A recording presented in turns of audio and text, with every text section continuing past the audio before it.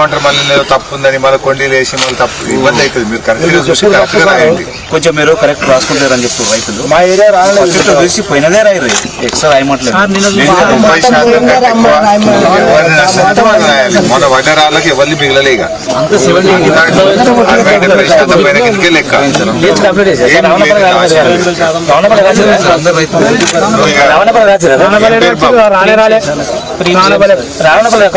రామన్నపల్లిని ఇబ్రాహిం గారి కింద వేసినావా సపరేట్ రాసినావా?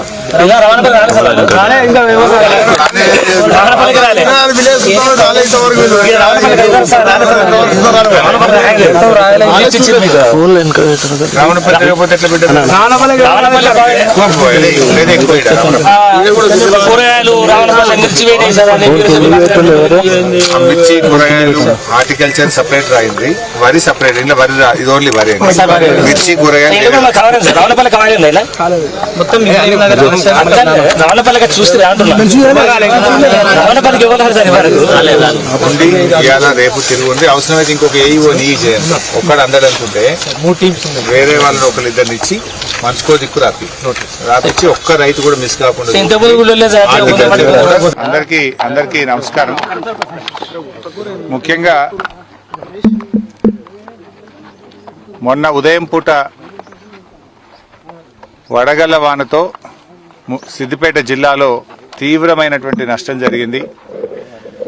ఇవాళ రైతులు చాలా ఆందోళనలో ఉన్నారు. రాష్ట్ర ప్రభుత్వం పంటల బీమా చేస్తామని శాసనసభలో బడ్జెట్లో నిధులు కూడా కేటాయించి మొండిచేయి చూపింది. నిజంగా పంటల బీమా చేసుంటే ఇవాళ రైతులందరికీ మేలు జరిగేది. అసెంబ్లీలో చెప్పి బడ్జెట్లో నిధులు పెట్టి పంటల బీమా చేయకుండా రాష్ట్ర రైతాంగానికి తీవ్రంగా అన్యాయం చేసింది ఇవాళ కాంగ్రెస్ ప్రభుత్వం. పంటల బీమా బడ్జెట్లో పాస్ అయ్యి కూడా చేయకపోవడం ఇది రాష్ట్ర ప్రభుత్వం యొక్క తప్పు. అందువల్ల పంటల బీమా కింద రైతులకు ఏ రకమైన సాయం అయితే అందుతుందో ఆ రకంగా ఎకరానికి 25,000 రూపాయల ఆర్థిక సహాయం చేసి రైతులందరినీ కూడా ఆదుకోవాలని చెప్పి ఈరోజు నేను ప్రభుత్వాన్ని డిమాండ్ చేస్తా ఉన్నా.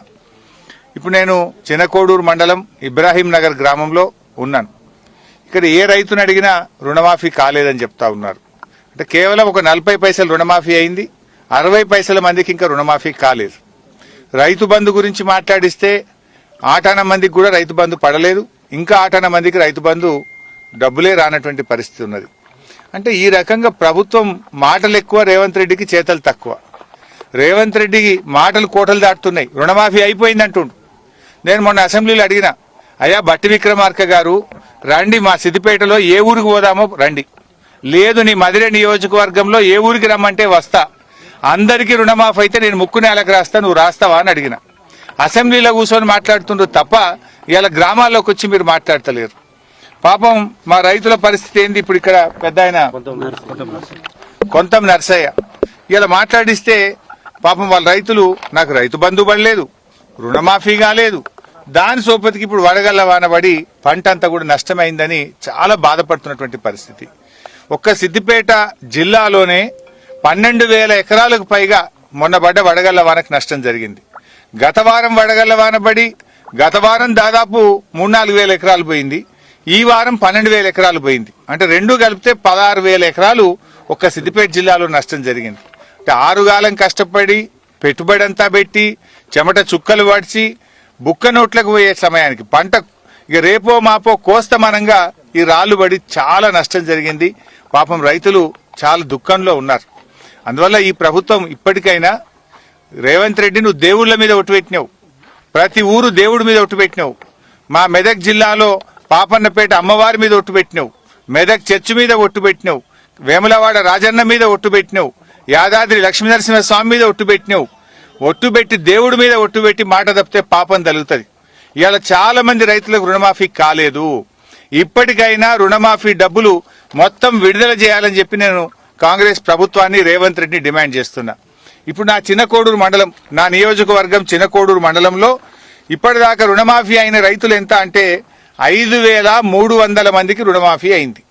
కానోళ్ళు ఎందరు అంటే 7,352 మందికి గాలే. అంటే ఒక్క వంతు రుణమాఫీ అయింది, 2 వంతుల మందికి రుణమాఫీ గాలే. చేసింది ఒక వంతు, ఎగ్గొట్టింది 2 వంతులు. దానికి రుణమాఫీ అయిపోయిందని అసెంబ్లీలో ముఖ్యమంత్రి చెప్పుడు, కాంగ్రెస్ వాళ్ళు బల్లలు కొట్టుడు. మరి రాండ్రి ఊళ్ళకి దమ్ముంటే గన్మెన్లు లేకుండా పోలీసు వాళ్ళు లేకుండా ఏ ఊరికి పోదామో చెప్పుర్రి, ఏడ రుణమాఫీ అయిందో చెప్పుర్రి. మాటలు కోటలు దాటుతున్నాయి. ఇప్పుడు నేను లెక్కలతో చెప్తున్నా, నా సిద్దిపేటలో నా నియోజకవర్గంలో చిన్నకోడూరు మండలంలో అయింది 5,300 మందికి, కాంది 7,352 మందికి. దీని మీద నేను సవాల్ చేస్తున్నా, రెడీ నేను. ఏ ఊరికి వస్తారో రాండ్రి. రుణమాఫీ చూస్తే గిట్లా, రైతు బంధు చూస్తే గట్ల, పంటల బీమా ఎగ్గొడితివి, అన్ని మోసాలే. ఇలా రైతు బీమా జనరల్గా ఎవరైనా రైతు చనిపోతే కేసీఆర్ ఉన్నప్పుడు వారం లోపల 5 లక్షలు బ్యాంకులో పడుతుండే. ఇవాళ చిన్నకోడూరులో 2 రైతులు చనిపోయి 1 నెల రోజులు దాటింది. 1 నెల రోజులు దాటినా రైతు బీమా పైసలు ఇప్పటిదాకా వస్తలేవు. రైతు బీమా ఎగబెడితివి, రైతు బంధువు ఎగబెడితివి, రుణమాఫీ సగం సగం, అంత ఆగమాగం. ఏది చక్కగున్నది నీ పాలనలా?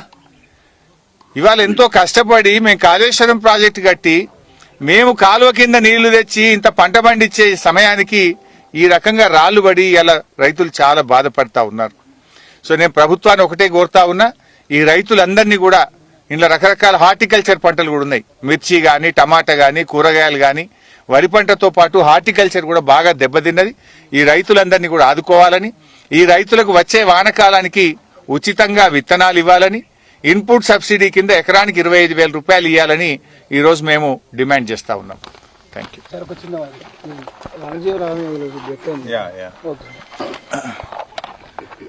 పద్మశ్రీ అవార్డు గ్రహీత వనజీవన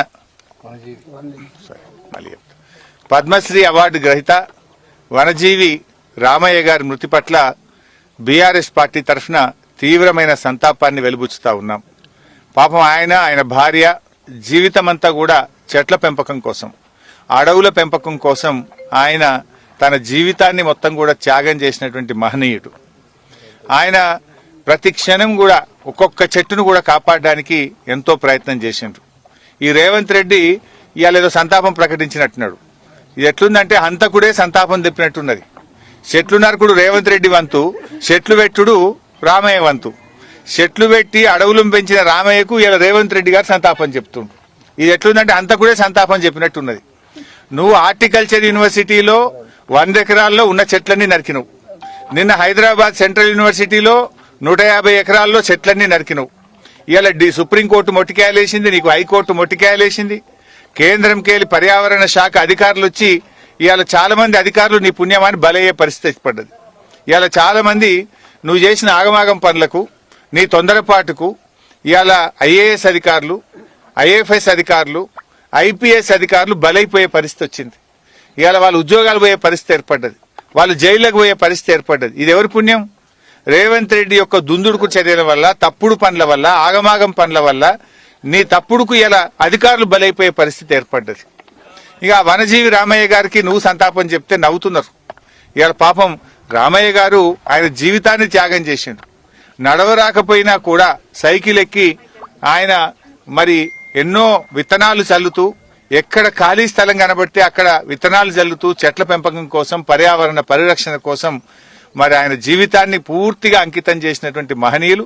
వారి కుటుంబానికి, వారి మృతి పట్ల ప్రగాఢమైనటువంటి సానుభూతిని తెలియజేస్తూ వారి ఆత్మకు శాంతి చేకూరాలని, నిజంగా రామయ్య గారి ఆత్మశాంతి చేకూరాలంటే ప్రతి ఒక్కరం కూడా వారిని ఆదర్శంగా తీసుకొని మొక్కలు పెంచండి, పెట్టిన మొక్కలను కాపాడండి. అడ్డదిడ్డంగా చెట్లు నరకొద్దు. చెట్లను కాపాడితేనే అవి మనను కాపాడుతాయి. మంచి వర్షాలు పడాలన్నా, వడగళ్ల వానలు పడకూడదన్నా, మరి ఉష్ణోగ్రత కంట్రోల్ కావాలన్నా, భూసారాన్ని కాపాడాలన్నా చెట్టు మానవ మనుగడకు చాలా చాలా ముఖ్యమైనటువంటిది. అందరూ కూడా ఈ చెట్ల పెంపకంలో రామయ్య గారిని ఆదర్శంగా తీసుకుందాం, రామయ్య గారి బాటలో నడుద్దాం.